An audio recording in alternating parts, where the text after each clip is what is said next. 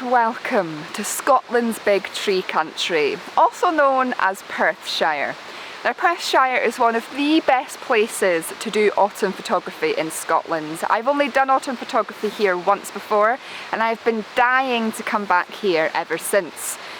However, today is the 7th of October and usually you'd be expecting autumn to be beginning at this time. There'd be a number of trees that have begun normally to have turned yellow.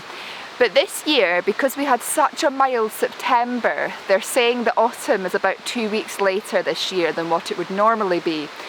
So I finally this year managed to come down and find a few days free to do autumn photography, but it still feels like summer. Pretty much all of the trees are still completely green. There's a few bits of yellows and oranges here and there, but yeah, nothing like what I'd hoped for. I know the optimum time usually for autumn photography is the end of October, but because I've got some big workshops at the end of this month, I knew my only window this year was the start of the month, which normally would have been okay, but not this year. But of course not all is lost. There is some colour in small sections of the woodland. I've got about 4 different locations I'm going to over the next few days, so fingers crossed I can get something while I'm here and make the most of being in a very beautiful part of Scotland.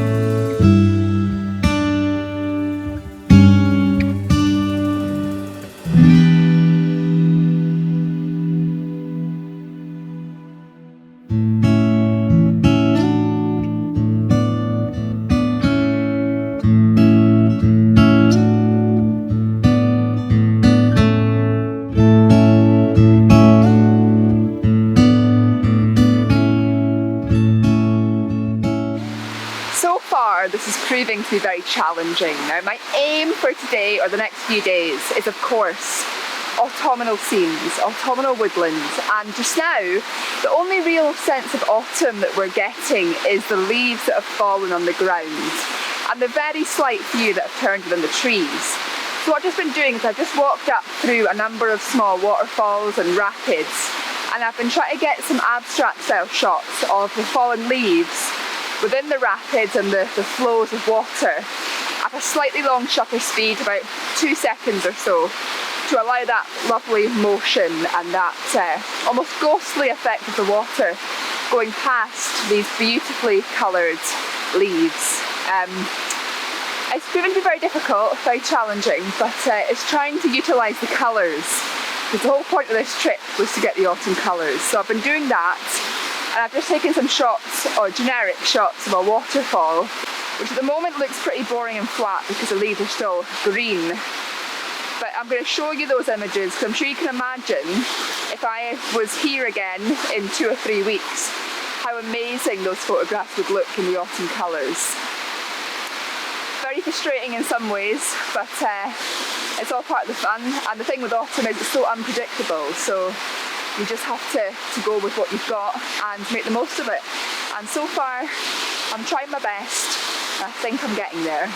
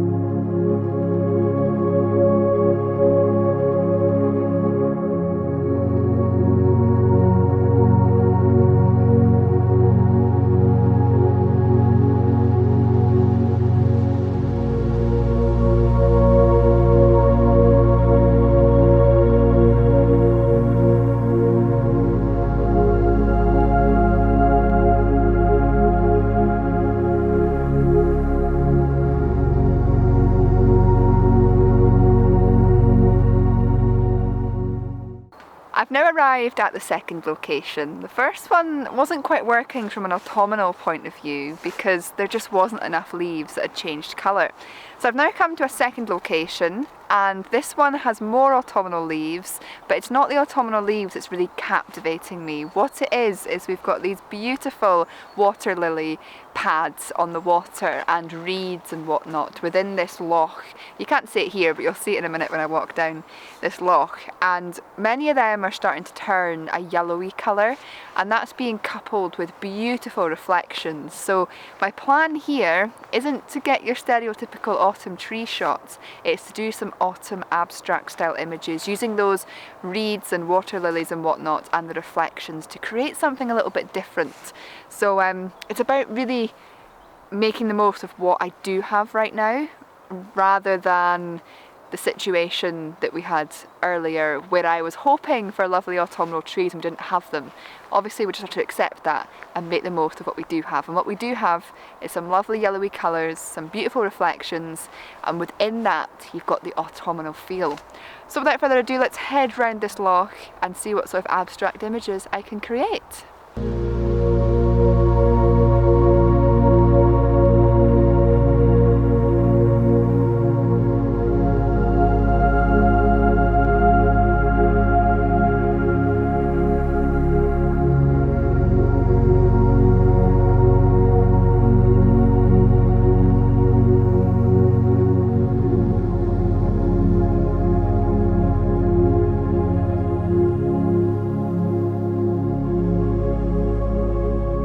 So I've become really quite mesmerised recently by reflections. I've spent a lot of time when I'm at the coast, particularly in harbours and places like that, looking at how boats and the walls and whatnot are reflecting on the still water.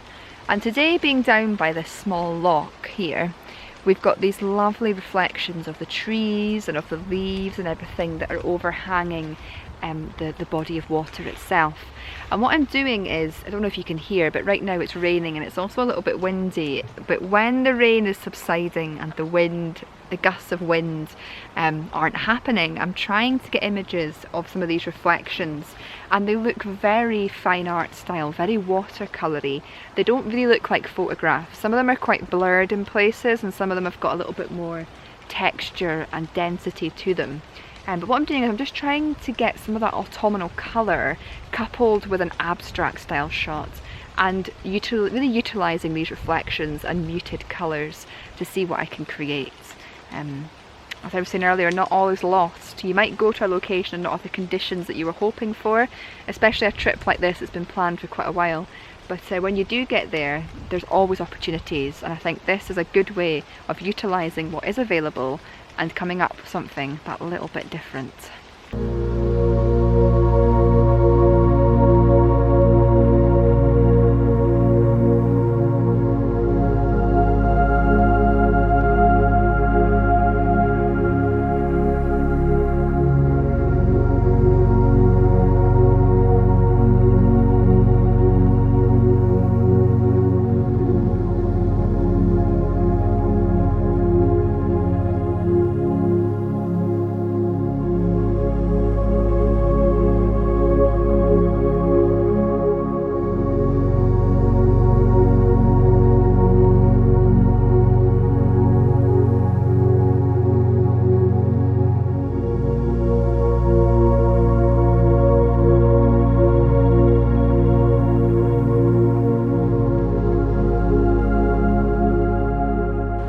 Say I am really enjoying this style of photography because I'm finding it very artistic. I'm looking at this body of water behind me, and initially when you look at it, it appears quite littered. You've got all these lily pads, you've got all these reeds, you've got all these other bits of leaves and stuff floating on the water, and within that you've got a number of reflections, a number of colours and a number of different tones, and as a whole it looks very messy and distorted. But as you start using a zoom lens to zoom into the scene and start to pick out different elements within the loch itself, you end up finding these images that you didn't realise were there. And I think this is one of the really strong benefits of having a lens like the 24 to 200mm, which gives you that range of focus, is that it allows you to capture little elements of the landscape like this. And like I say, these images are very abstract in style. They're very different, I think, and they're about incorporating the textures, the patterns, the reflections and the muted tones, and creating something of interest that's got a captivating composition. And sometimes I'm finding with some of the images I've taken that when I initially set up my camera, I can't see anything, but as I pan from side to side, I'm beginning to pick up images within the scene that I didn't, as I say, realise were there. And this is quite a good technique, I think, to share with you guys, is if you're greeted with something like this, which appears to be a mess, put on your telephoto lens and just try and compose images, and those shapes and textures will start to come together with that lens, and as you're so much more zoomed in than your naked eye is, you start to see things and photograph elements of the landscape that are quite artistic and creative in nature. So yeah, I'm really enjoying this, and I'm going to share with you a number of images that I've just captured now, and I hope you like this style of photography.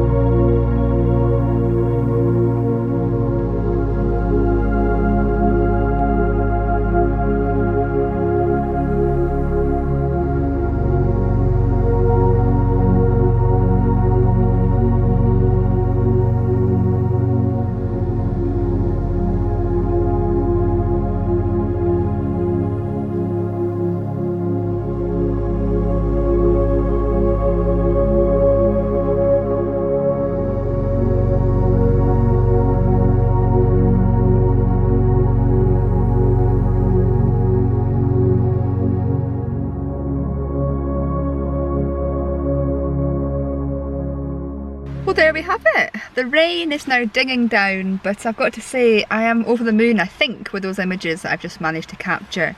I think it's always really exciting when you come somewhere and you're disappointed by the weather, but then you're able to utilise what's going on and actually go home with something meaningful. So yeah, I'm really happy with those abstract images, something a little bit different, and it's also great to come to locations like this, even if they are not in their optimum autumn colours. It's been a challenging day, but a very fun and rewarding one. As always, I want to say a huge thank you for watching, and I look forward to hopefully seeing you all again next time.